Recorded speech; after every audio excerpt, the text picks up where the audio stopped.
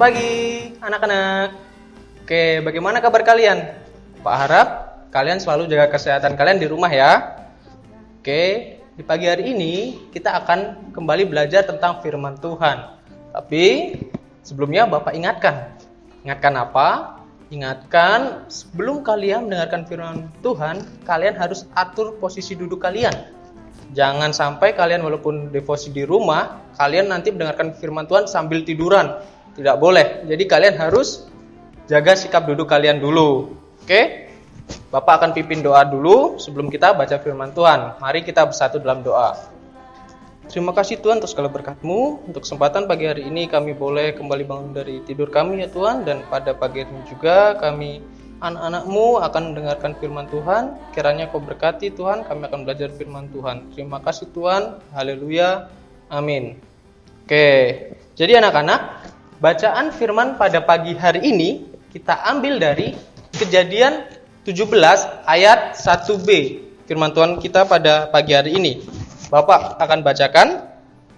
Jadi firman Tuhan berbunyi seperti ini. Akulah Allah yang maha kuasa, hiduplah di hadapanku dengan tidak bercela.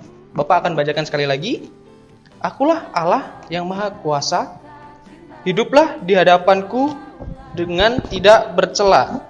Nah, dari bacaan kita, kira-kira kita mau bahas apa ya? Ayo, coba pikirkan. Bapak berikan waktu 5 detik untuk kita memikirkan. Bapak hitung ya. 1, 2, 3, 4, 5. Ayo, kira-kira kita mau bahas tentang apa? Ya, jadi dari bacaan yang kita baca tadi, kita akan membahas tentang Allah yang maha kuasa. Coba ulangin apa yang Bapak bilang tadi. 1, 2, 3. Allah yang maha kuasa. Nah, untuk memahami tentang bacaan firman ini, kalian harus tahu dulu tentang kuasa. Kalian harus tahu apa itu kuasa. Ya, jadi anak-anak, kuasa itu adalah suatu kekuatan, kemampuan ataupun kesanggupan untuk melakukan sesuatu. Seperti kuasa untuk memerintah, untuk mengurus, untuk mendidik, dan masih banyak lainnya. Nah, contohnya apa ya? Contoh dari kuasa, kita bisa melihat kuasa di mana ya? Contoh kecilnya di dalam keluarga kita, yaitu orang tua kita. Orang tua kita memiliki kuasa. Kuasa untuk apa? Kuasa untuk mendidik kita, anak-anaknya. Kuasa untuk mengurus anak-anaknya. Jadi, apa yang kita lakukan? Kita harus taat terhadap orang tua. Nah, lalu contoh lainnya apa? Jadi, ada contoh lainnya tentang kuasa. Yaitu apa? Presiden dan raja.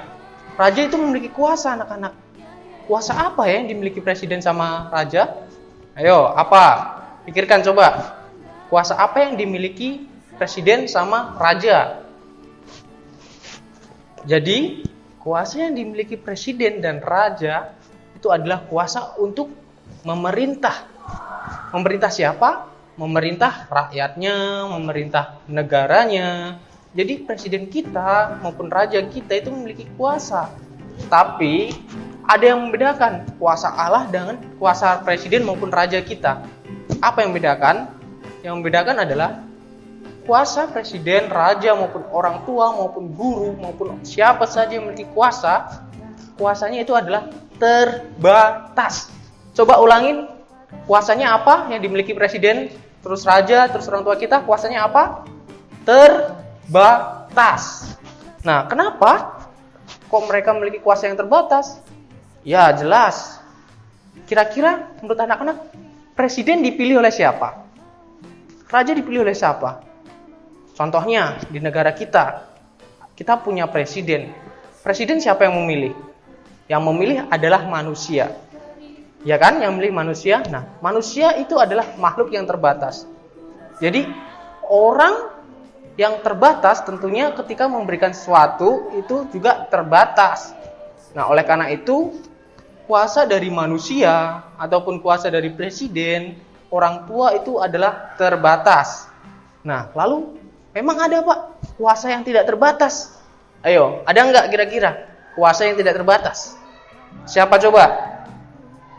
kalian bisa pikirkan, kalian renungkan, kira-kira siapa ya yang memiliki kuasa yang tidak terbatas? Siapa itu?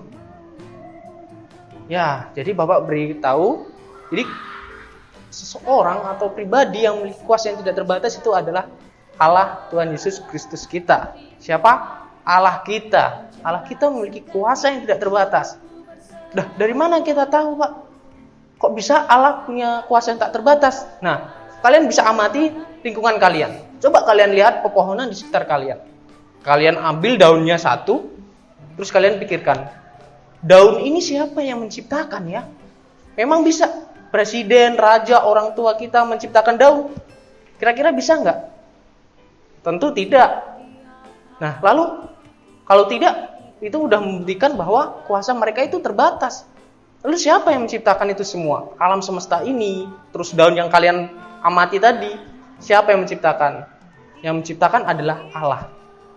Itu adalah salah satu bukti kalau kuasa Allah itu tidak terbatas. Kuasa Allah itu sangat besar. Makanya kita harus taat kepada Allah, karena Allah satu-satunya orang, satu-satunya pribadi yang memiliki kuasa yang tidak terbatas. Jadi apa Pak maksudnya Allah yang Maha Kuasa? Allah yang Maha Kuasa itu artinya adalah hanya ada satu-satunya pribadi yang memiliki kuasa besar. Yaitu siapa? Ya, tentunya adalah Allah. Jadi kuasa Allah itu anak-anak tidak terbatas oleh daerah, tidak terbatas oleh pemerintahan, tidak terbatas oleh waktu. Karena apa? Karena kalau manusia itu terbatas oleh daerah nih. Indonesia punya ruang lingkup cuman segini doang.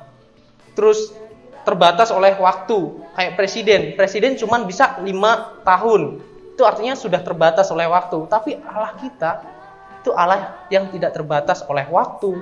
Dia dari awal hingga akhir tetap berkuasa, tetap memiliki kuasa yang sangat besar. Lalu apalagi dia tidak terbatas oleh tempat, tidak hanya di Indonesia saja, tapi Allah kita ini Allah seluruh dunia, Allah seluruh umat yang selalu menopang ciptaannya.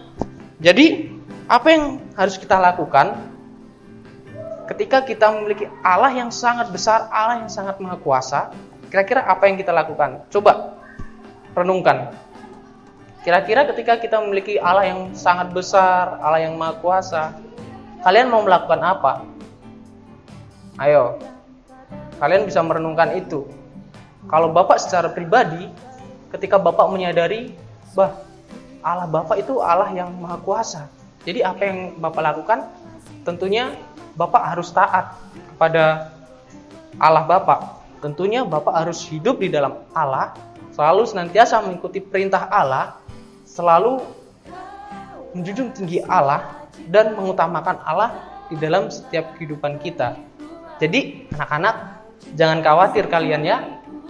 Kalian selalu hadirkan Allah di dalam hidup kita. Seperti tema kita di Sharing You, menginginkan Allah. Hidup kalian sebisa mungkin selalu menginginkan Allah. Karena apa? Karena Allah adalah Allah yang maha kuasa, Allah yang maha besar. Jadi jelaskan perbedaannya kuasa manusia sama kuasa Allah. Kalau kuasa manusia itu terbatas, kalau kuasa Allah itu tidak terbatas. Oke? Coba kalian renungkan, kira-kira apa yang kalian lakukan untuk Allah? Apakah kalian akan hidup dan taat, senantiasa taat pada Allah yang memiliki kuasa tidak terbatas? Kalian harus takut? Kalian takut kepada Allah yang tidak terbatas? Atau kalian mau hidup di luar Allah yang tidak terbatas ini? Bapak harap kita semua selalu mengandalkan Allah kita yang maha kuasa, yang selalu memelihara kita, selalu menopang kita. Oke?